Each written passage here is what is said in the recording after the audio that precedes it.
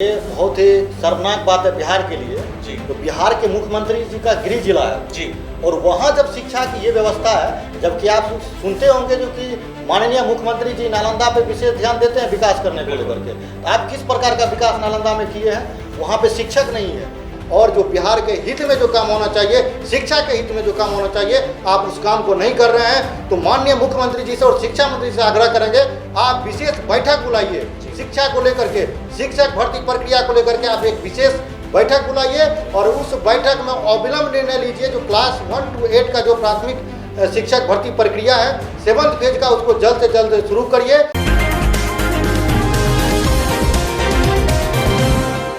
नमस्कार, मैं अभिषेक, आप देख रहे हैं BC24 न्यूज। गर्दनीबाग धरना स्थल पर लगातार सीटेट बीटेट के अभ्यर्थी प्रदर्शन कर रहे हैं।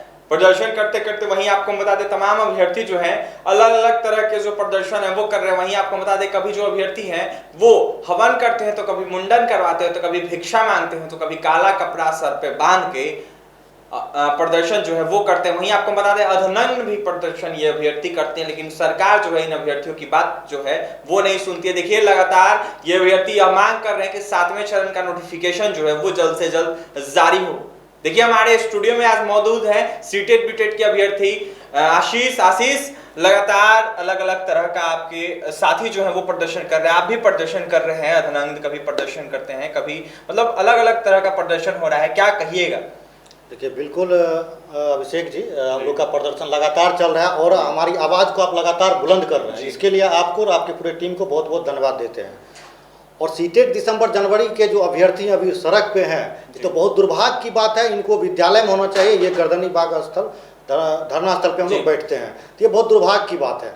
सबसे बड़ी चीज़ है कि ये जो अभी देख रहे हैं आप धरना स्थल पे हम लोग बैठे हुए हैं, तो हम लोग 6ठी चरण की प्रक्रिया में ही हम लोग का मांग था इसमें हम लोग को शामिल किया जाए, क्योंकि हम लोग क्वालिफाइड थे, योग्य थे। तो हम लोग को जब फ्रेश बहाली था वो और उस पर आवेदन लिया जा रहा था, तो हम लोग को ये मांग था। शिक्षा मंत्री जी से भी मांग किए थे और उस समय के जो शिक्षा विभाग के जो अपर मुख्य सचिव थे उनके पास जो संजय कुमार सर थे, अभी तो नहीं है संजय कुमार सर, अब दीपक कुमार सिंह बन गए, तो उनके पास हम लोग मांग रखे थे। तो उनके द्वारा ये बताया गया कि नहीं, आप लोगों को इसमें नहीं हो सकता है, ये इसमें जुलाई जो है 2019 के जो अभ्यर्थी उसी को लिया जाएगा और जो बीटेट पास है।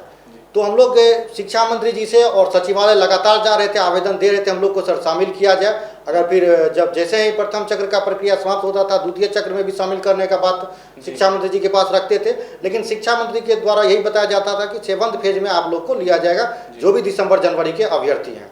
तो अभी हम लोग गर्दनीबाग में बैठे हुए लगातार देख रहे हैं। तो हम लोग को जब संजय कुमार से मिले थे अपर मुख्य सचिव से, तो उनके द्वारा बताया गया था कि अप्रैल में आप लोग का जो है नोटिफिकेशन आ जाएगा, यानी कि जैसे ही 6th फेज कंप्लीट होगा तो अप्रैल में आप लोग का नोटिफिकेशन आ जाएगा। तो आप देखे होंगे कि 6th फेज जो अभी कंप्लीट हो चुका है, तो 6th फेज जब कंप्लीट हो चुका है तो माननीय शिक्षा मंत्री जी को चाहिए कि ये जल्द से जल्द जो है 7th फेज का नोटिफिकेशन निकालना चाहिए। आप देखेंगे कि जितना भी इलेक्ट्रॉनिक मीडिया है, प्रिंट मीडिया में, तो शिक्षा मंत्री जी का ये स्टेटमेंट है कि जैसे ही 6th फेज कंप्लीट होगा तो 7वां चरण का प्रक्रिया जो वो जल्द से जल्द स्टार्ट कर दिया जाएगा। लेकिन आप देखेंगे कि अभी शिक्षा मंत्री जी कुछ भी स्टेटमेंट नहीं दे रहे हैं। हम लोग गर्दनीबाग में 11 दिन से बैठे हुए हैं, लेकिन शिक्षा मंत्री जी इसको इग्नोर कर रहे हैं और जो शिक्षक अभ्यर्थी की बातों को जो है इग्नोर कर रहे हैं। ये कहीं से सही नहीं, ये काफ़ी निंदनीय है और ये पूरा बिहार और पूरा देश इस चीज़ को देख रहा है। हम लोग 11 दिन से बैठे हुए हैं, अर्धनग्न प्रदर्शन करके हम लोग सरकार के प्रति विरोध जता रहे हैं। तो सरकार को चाहिए कि जल्द से जल्द नोटिफिकेशन जारी करे। और जितना भी देखिए, एक चीज़ और कहेंगे अभिषेक जी, इलेक्शन जब होता है तो चाहे सत्ता पक्ष हो चाहे विपक्ष हो, हाल ही में बोचहा का चुनाव हुआ था, उसमें देखे होंगे पार्टी के तमाम कार्यकर्ता, तमाम विधायक, तमाम मंत्री सभी जाकर वहाँ कैंप करने लगे, सभी पहुंच गए। लेकिन अभी हम लोग 11 दिन से गर्दनीबाग में बैठे हुए हैं, तो कितने विधायक आए, कितने एमपी, कितने एमएलए, कौन मंत्री पहुंचे हैं? कोई नहीं पहुंच रहे हैं, कोई लिखित आश्वासन नहीं दे रहे हैं। बस जाकर के चैनल पे जाकर के डिबेट में एक आश्वासन दे देते हैं और फिर उठ के चले जाते हैं। विपक्ष के बड़े नेता तो आश्वासन दिए थे आपके साथी को, जगदानंद सिंह है, जो वो बोले थे कि तमाम अभ्यर्थियों के साथ राजद है और राजद सड़क से लेकर सदन तक जाएगी। बहुत अच्छी बात है, जगदानंद सर जो ऐसा बोले हैं तो ये बहुत अच्छी बात है, सड़क से लेकर के सदन तक जाएंगे। तो हम उनसे ये भी आग्रह करेंगे कि आपके पास जो विधायक की संख्या है वो काफ़ी, हमको जहाँ तक नॉलेज में है 75 शायद उनके विधायक की संख्या है आरजेडी का, ठीक है, उससे ज़्यादा ही होगा।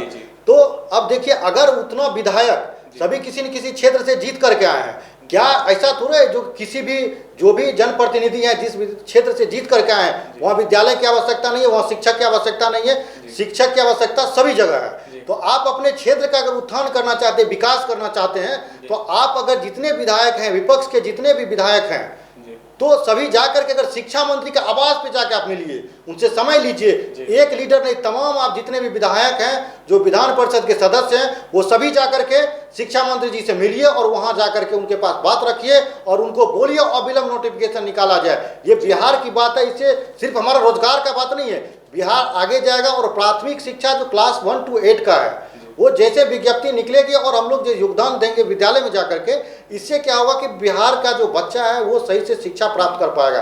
तो बच्चा का जो विकास में है, कहा जाता है कि सर जो प्राथमिक शिक्षा होता है वो काफ़ी महत्वपूर्ण होता है। अगर किसी को प्राथमिक शिक्षा सही से नहीं दिया जाएगा तो वो आगे उसका भविष्य जो है अंधकारमय हो जाएगा। आशीष जी, एक सवाल रहेगा आपसे। मुख्यमंत्री नीतीश कुमार अपने क्षेत्र गए थे, अपनी पत्नी के प्रतिमा पर माल्यार्पण किया, उसके बाद एक छोटा सा बच्चा वहाँ 11 साल का सोनू आया। सोनू ने कहा कि उसके क्षेत्र में जो स्कूल है वो कहीं ना कहीं सही नहीं है, वहाँ पे जो शिक्षक है वो इंग्लिश बोलना भी अच्छे तरीके से नहीं जानते हैं। इस पे क्या कहिएगा, आप भी बिहार से आते हैं। देखिए, ये बहुत ही शर्मनाक बात है बिहार के लिए जी। तो बिहार के मुख्यमंत्री जी का गृह जिला है जी, और वहाँ जब शिक्षा की ये व्यवस्था है, जबकि आप सुनते होंगे जो कि माननीय मुख्यमंत्री जी नालंदा पे विशेष ध्यान देते हैं विकास करने को लेकर के, तो आप किस प्रकार का विकास नालंदा में किए हैं? वहाँ पे शिक्षक नहीं है, तो बच्चे जो है बिना शिक्षक का पढ़ रहे हैं। तो वो बच्चा स्पष्ट रूप से कह रहा है जो कि हम पढ़ना चाहते हैं, लेकिन यहाँ पे शिक्षक नहीं है विद्यालय में। जो शिक्षक को विद्यालय में रहना चाहिए वो गर्दनीबाग में देखिए धरना स्थल में बैठा हुआ है। तो अब समझ लीजिए कहीं ना कहीं जो शिक्षा व्यवस्था है नीतीश कुमार के लिए, समझ लीजिए छोटा बच्चा है, करारा तमाचा है इसके, समझ लीजिए शिक्षा व्यवस्था पे। तो आप विकास की बात करते हैं तो बिना शिक्षा का बिहार का विकास नहीं हो सकता है। विद्यालय में अगर शिक्षक नहीं रहेंगे, प्राथमिक एजुकेशन सही से नहीं मिलेगा, 1 to 8 का शिक्षक का जो भर्ती प्रक्रिया वो जल्द से जल्द शुरू नहीं होगा, अभ्यर्थी विद्यालय में नहीं जाएंगे तो उस विद्यालय से मजदूर पैदा होंगे। तो माननीय मुख्यमंत्री जी, विद्यालय से मजदूर पैदा नहीं कीजिए। एक बिहार का जो भविष्य है उसको अंधकार में मत डालिए। शिक्षा बहुत बड़ी चीज होती है, आप उसको बर्बाद मत करिए। आपसे विशेष आग्रह है कि 7th फेज का जो है नोटिफिकेशन, जो प्राथमिक क्लास 1 to 8 का जो है वो जल्द से जल्द रिलीज करिए, जिससे जितने भी अभ्यर्थी गर्दनीबाग में बैठे हुए हैं वो धरना स्थल को छोड़ करके अपने अपने घर को जाएंगे। और देखेंगे धूप में, अभी आप वहाँ देखे गए थे तो वहाँ पे एक अभ्यर्थी बेहोश पड़े हुए थे। तब बताए बेहोशी का अवस्था में ऐसे कई अभ्यर्थी जो कुछ घंटों में, क्योंकि गर्मी बहुत है, तो यहाँ जो नेता है तो वो तो एसी में बैठ करके अपना हंसी मजाक कर रहे हैं, बैठ करके चाय का चुस्की ले रहे हैं। लेकिन जो अभ्यर्थी गर्मी में बैठे हुए, इतना 45 डिग्री टेम्परेचर है पटना का, तो एक भी मंत्री बिहार के और जो शिक्षा मंत्री, जब माननीय मुख्यमंत्री जी हो, चाहे कोई विधायक है, MP MLA है, तो बिहार की ही जनता आपको वोट देती है और बिहार की जनता आपको वोट दे करके सदन में भेजने का काम किया है। लेकिन आप उस आवाज़ को नहीं उठा रहे हैं और जो बिहार के हित में जो काम होना चाहिए, शिक्षा के हित में जो काम होना चाहिए, आप उस काम को नहीं कर रहे हैं। तो माननीय मुख्यमंत्री जी से और शिक्षा मंत्री से आग्रह करेंगे, आप विशेष बैठक बुलाइए शिक्षा को लेकर के, शिक्षक भर्ती प्रक्रिया को लेकर के आप एक विशेष बैठक बुलाइए और उस बैठक में अविलंब निर्णय लीजिए। जो क्लास 1 to 8 का जो प्राथमिक शिक्षक भर्ती प्रक्रिया है 7th फेज का, उसको जल्द से जल्द शुरू करिए और विज्ञापन निकालिए इसके लिए। आशीष जी, तमाम सीटेड बीटेड अभ्यर्थियों को क्या संदेश जाएगा आपके तरफ से?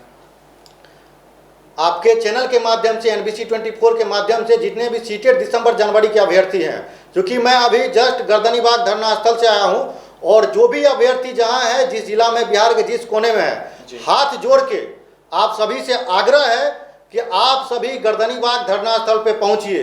अपनी हक की लड़ाई के लिए आपको गर्दनीबाग आना पड़ेगा, पटना आना पड़ेगा, तब आपको अपना अधिकार मिलेगा।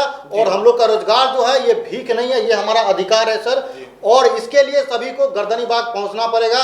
ये मत समझिए आप न्यूज चैनल पे आपको अपडेट मिल जाता है या विज्ञापन निकलेगा ही, आप ऐसा मत सोचिए। बहुत सारे महिला अभ्यर्थी, विकलांग अभ्यर्थी पहुंचे हुए गर्दनीबाग में, वो लगातार 11 दिन से बैठी हुई है।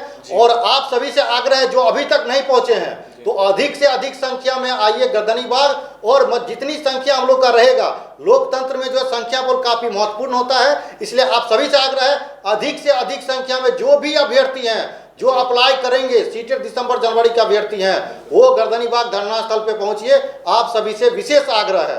जो आप लोग गर्दनी बाग धरना स्थल पे आइए और आंदोलन को सफल बनाइए। जब तक हमारा संख्या बल अधिक नहीं रहेगा तब तक हम लोगों की आवाज को नहीं सुना जाएगा, और जैसे ही संख्या बल अधिक होगा तो सरकार को उस पर विचार करना पड़ेगा और विलंब जो है नोटिफिकेशन जारी करना पड़ेगा।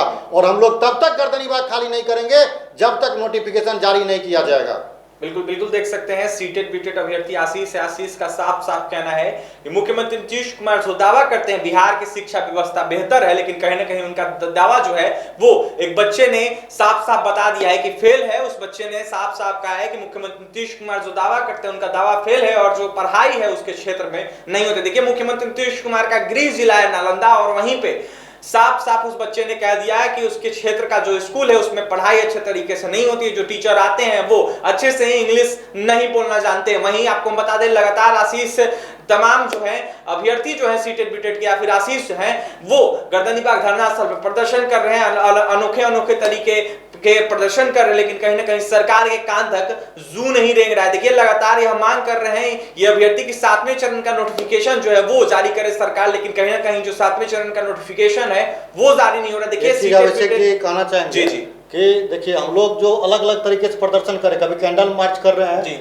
या तमाम तरह के जो भी होता है इनकम टैक्स गोलंबर जहां भी हम लोग धरना प्रदर्शन करते हैं, आप एक चीज देखे होंगे हम लोग कहीं भी सरकारी संपत्ति को नुकसान नहीं पहुंचाए हैं। हम लोग लोकतांत्रिक तरीके से शांतिपूर्ण तरीके से अपनी बात को रख रहे हैं, तो इसलिए कहीं भी ये चीज नहीं है कि हम लोग अलग अलग किसी भी कहीं तरह का नुकसान पहुंचाए या जैसे कुछ अभी कहना था जो प्रवक्ता थे जो उनका कहना था जो कि आप लोग जो है यहाँ नेता बनने के लिए आए, तो आप विज्ञापन निकाल दीजिए, नोटिफिकेशन निकाल दीजिए, हम लोग क्यों बैठेंगे? अभी कभी हम लोग चले जाएंगे, कोई शौक नहीं है। पटना में 45 डिग्री टेम्परेचर में आप लोग एसी में बैठ करके हम एंजॉय कर रहे हैं, बैठे रहते हैं, मीटिंग के नाम पे बहाना करते हैं, मिलते नहीं है तो नोटिफिकेशन नहीं निकालते हैं। तो हम आपसे आग्रह करेंगे कि जल्द से नोटिफिकेशन निकालिए और हम लोग जल्द से जल्द यहाँ से चले जाएंगे। बिल्कुल बिल्कुल तमाम सीटेट बीटेट के अभ्यर्थी लगातार यह मांग कर रहे हैं कि 7वें चरण का नोटिफिकेशन जो है वो जारी कर दे सरकार, जिससे हमारी जो परेशानी है वो दूर हो जाएगी। देखिए सरकार लगातार आश्वासन दे रही है इन अभ्यर्थियों को, लेकिन कहीं ना कहीं बहाली जो है वो नहीं हो रही है। फिलहाल देखने वाली बात यह होगी इन अभ्यर्थियों की बहाली कब तक होती है। देखिए सीटेट बीटेट के अभ्यर्थी आशीष थे हमारे स्टूडियो में, और भी तमाम खबरों के लिए बने रहें NBC 24 न्यूज के साथ। हमारे चैनल को सब्सक्राइब करें, पेज को लाइक करें। बहुत बहुत धन्यवाद।